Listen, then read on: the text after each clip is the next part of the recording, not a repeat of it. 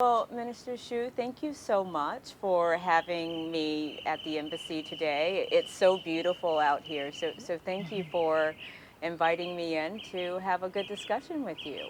Thank you for coming to visit us in the embassy. We have such a nice day today. Yes. Yes.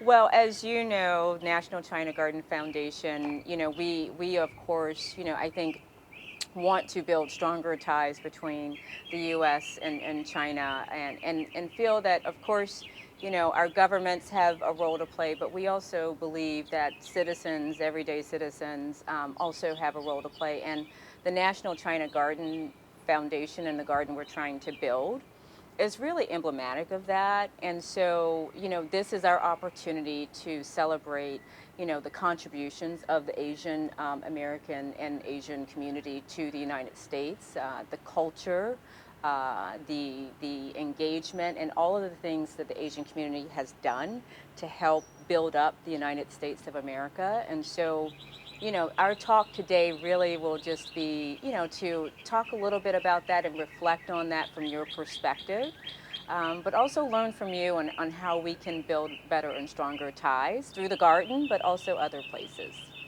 Great. I appreciate the chance.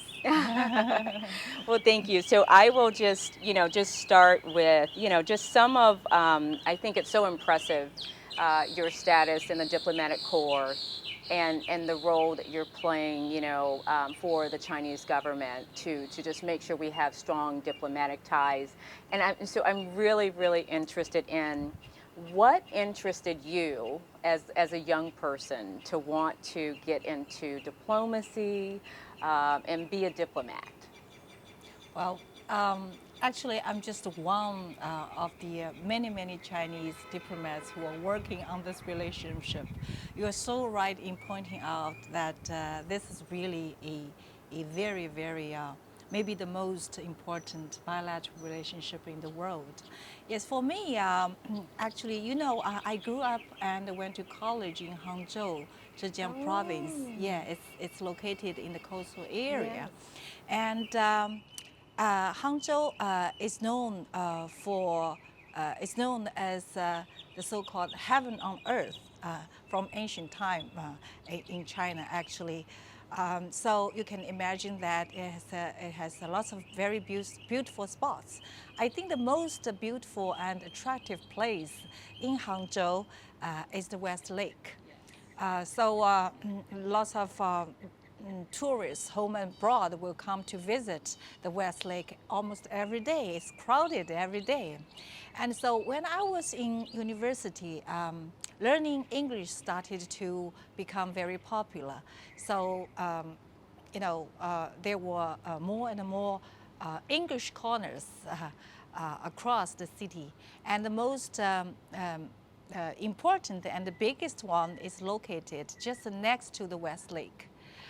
So it is quite natural that the visiting foreign tourists will be attracted to this English corner because they could easily find there is a big crowd, and they will start to talk with the students there, socializing and practice English.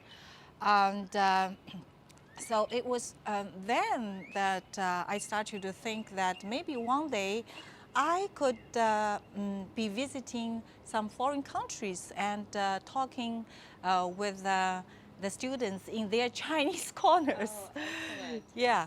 Excellent. So it is very true that many of my schoolmates did go abroad and study abroad, especially in the United States.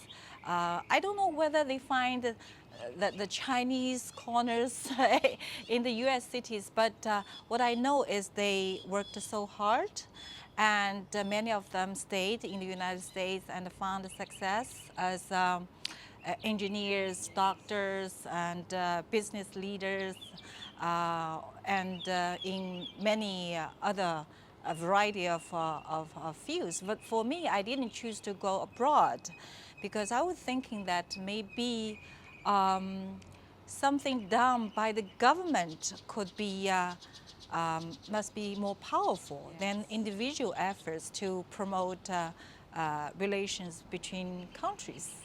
So maybe I could be part of it. After I graduated from my university, I got a chance to join the Ministry of Foreign Affairs, and I passed lots of tests. No, it's very And I difficult. got a job. Yes. That's it. That's how I end up here. Yes. Yeah.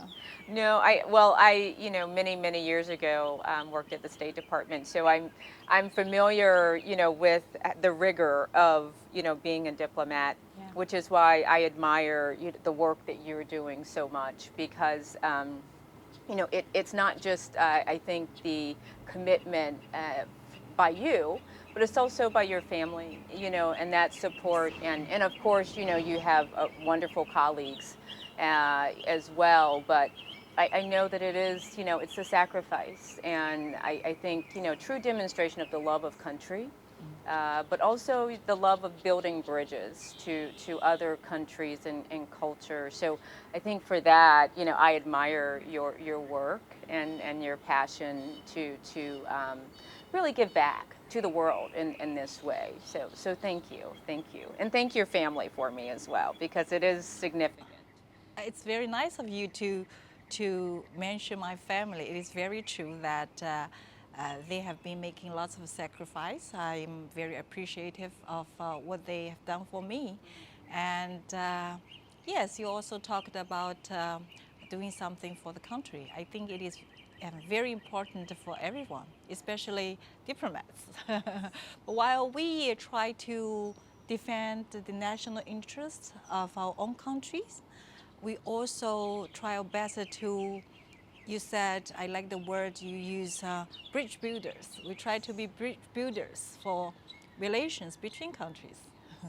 And it's so important. I can't think of a better job. And I guess, you know, of course you're here during COVID, and so if you could just reflect on maybe one of the most challenging, you know, and I say opportunities because I think challenges help us grow, and maybe one of the most memorable experiences that you've had since you've been here.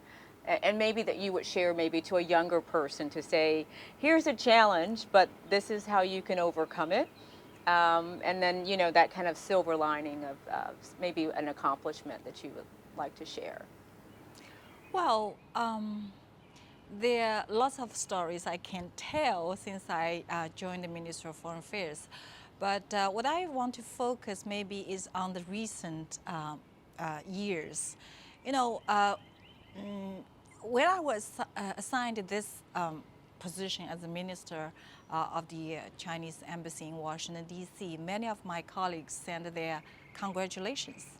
And more of them expressed their condolences. I was thinking about that, yes. You were thinking about that? Yes. Great, yeah, because you know, it had been always very difficult to deal with the United States because it is the most powerful country in the world, and it started to become more challenging in recent years. Yes, yeah, for sure. yeah. For all of us, yes. Right. So after I came to the United States in March 2018, actually we in the embassy and also my colleagues in Beijing and maybe our leadership were all prepared for the worst case scenario. But still, we were shocked by the decision taken. I have to emphasize it is a unilateral decision taken by the previous U.S. government to shut down our Consul General in Houston. Oh, yeah. It is very unfortunate. And I will always remember that day. It was July the 23rd, 2020, last year. And the decision was made by the U.S. Department of State, and announcement came out from the then Secretary of State, Mr. Mike Pompeo, that the U.S. decided to close this Consul General because they think it is a hub of spying and intellectual property theft, which we thought was out of groundless accusation. And I would say it is the darkest moment of U.S. Policy toward China. It was extremely difficult for us because, as you imagine, that the very first Consul General opened after the establishment of formal diplomatic relationship between China and the United States had to close. Yes. Yeah. What does that mean for the local people, and especially for local Chinese Americans and the Chinese citizens residing there, making contribution to enhance the economic and the trade relationship between the two countries. They don't have the chance to continue, get a service from the Consul General. But of course, then the embassy took their responsibility to take care of the consular issues there. But I think if we are talking about the most difficult time in my diplomatic career, I think that is it. I personally experienced it. But I also have very fond memories of the relationship, especially when I was visiting states and cities, when I talk with ordinary American people. I always remember there are two lines in a poem, very famous poem by the previous former late Chinese chairman Mao Zedong. Chinese poems are difficult to understand, but let me try to translate it into English to see if our audience can or you can understand. Basically, it says that in the high sky, cold waves swiftly sweeping by, but on the white earth, warm winds gradually blowing high. Does it make sense? Tell me. Yeah, you have to break it down. I feel like there's this challenge. You feel the coldness Yes. at the top level. Yes. Right? And then when you come down to the lower level, you feel the warmth when you're dealing with the people. Exactly. Yes, exactly. the people-to-people connection. Right. Yes. Okay, so that, yes, I do get it. So I visited lots of places actually. For example, in Missouri, I participated in a event where lots of researchers were celebrating the life of Edgar Snow. You must know he is a very famous journalist, Western journalist, who visited the area that were governed by the Chinese Communist Party in the 1930s. When so what they told me is, a Western journalist could change the view of the whole world if he told true stories about the Chinese Communist Party and China as a country. And for example, in Iowa, the farmers and the ranchers told me that they do not want politics to stand between China and the United States. They want to do business with China. And in Utah, I met a group of pupils participating in the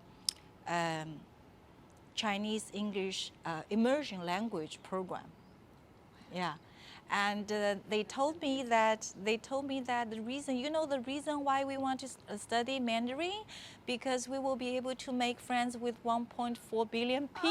Oh my gosh, I love it. Yes, one of the little girl told me exactly what I said just now. Yes. And you know what? Even in Houston, Texas, when the Chinese government chartered aircraft came to take back our colleagues uh, used to work in the Consul General and their families, the CBP officials told them, please come back soon. Oh, yes. Yeah. Oh my gosh, that's heartwarming. But I think that's the power of the people to people relationship. Yes. So as things are cold up high, I mean, just those human connections, I think make such a difference, which, brings me maybe back to the China Garden. Yeah. And really, this goal and this dream we have of building this garden so people can really understand the beauty of China and the people and the culture. And so just any thoughts on that also potentially being a bridge that can hopefully, when you think about NDC, Yeah. people from all over the United States come to DC to hopefully have that as a potential bridge. Any thoughts or words of wisdom on what we can do to make sure that that is the goal and objective there? Well, we touched upon a little bit about what a diplomat or what a sovereign government needs to do to defend its national interest. I don't know if you have a similar saying in the United States. In China, we say it is implied not to return favors, right? Yes, so when our consulate general in Houston was closed, was forced to close, we had to show our respect to the slogan of reciprocation by the previous U.S. government. We're very sorry about that. So we had to choose to close their consulate general in Chengdu. Nobody wanted to see that. Right. Nobody got anything from this, but this is what we had to do. But for most times, we focus or we prefer to focus on the positive side of the bilateral relationship. We do want to bridge builders. Right. So you mentioned the National Garden Program. I think this could be an extremely good example of helping people in different countries to understand each other better. Yes. I mentioned English corners or Chinese corners. I think if the National Garden can be built up, particularly in the capital of the United States, it could be a Chinese corner. Yes. For that would be students, beautiful. yeah. Oh, that would be wonderful.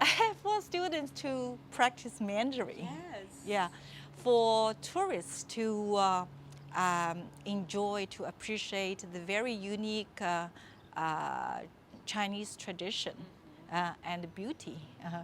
And also maybe for example, researchers to do something to learn more about the ideas of China Garden development. Yes, And maybe for more broader Americans to understand how the Chinese people have developed in the long history the ideas of the relationship between the man and the nature, and the home and the society, home and the country, and also understand the ancient philosophies they developed for such a long time that are still impacting the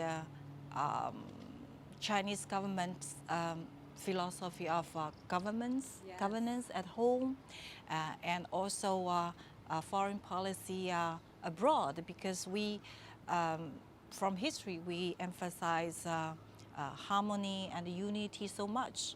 I think those ideas are still having huge impact on the current government and the current practices. Yes. I think that those would, I love those ideas, and we'll have to talk to the board to kind of, no, it's one way of even, for us to think as the National China Garden Foundation board, to think about how we want to make sure that there's a youth component, where we're inviting in the students and the researchers. And so I love that you highlighted those points, because I do think that culture and kind of gardens and helping people understand people as human beings is really going to be beneficial for our countries to kind of find a positive path forward. Because if you talk to most, the citizens, U.S. citizens, and you spoke to them, you see that the warmth there and that connection that they have. And even my sister wanting to go to China for her 50th birthday, this is not politics. This was, this curiosity to understand China and the beauty there. So I think that there's a lot of potential. And I think that even in the darkest days, that's somehow kind of what will help us get to that higher level and kind of, making sure that relationship is even stronger going forward. We keep our fingers crossed in in the United States. Well, I'm an optimist, and I'm firmly a believer that it will come back. And so look forward to watching that and working on that and my human capacity as well. So. Well, thank you so much for your time today. I have to say that the setting couldn't be more beautiful, but also just, you sharing your wisdom and your wonderful experiences. We deeply appreciate it, and we appreciate, just what you're doing to build those bridges every day. So thank you so much. Yes, talking about the environment, I want to just add something more. I think I need to mention it. You must know that this building, the China Garden, is just a very small part of the whole Chinese Embassy Chancery. And this building is designed by I.M. Pei. Yes, I do know that. Yeah, yes, yeah. I know that. So yeah, he is the world-renowned Chinese-American architect. Yes, I know. And I think we are so proud that this is one of his masterpieces. Yes. And as you can see that this building is a seamlessly, a work that seamlessly melts the East and the West. Yes. Yeah. Which symbolizes unity and endured relations. This is how we look at this building.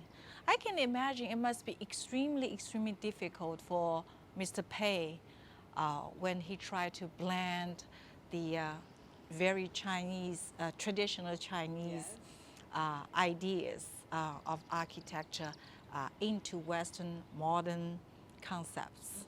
But when well designed and delivered, it can be done perfectly. It can, but it lets you know he's such a genius, right? I mean, the genius that he was able to bring those two together. So we need him to guide us probably through the next phase of this relationship.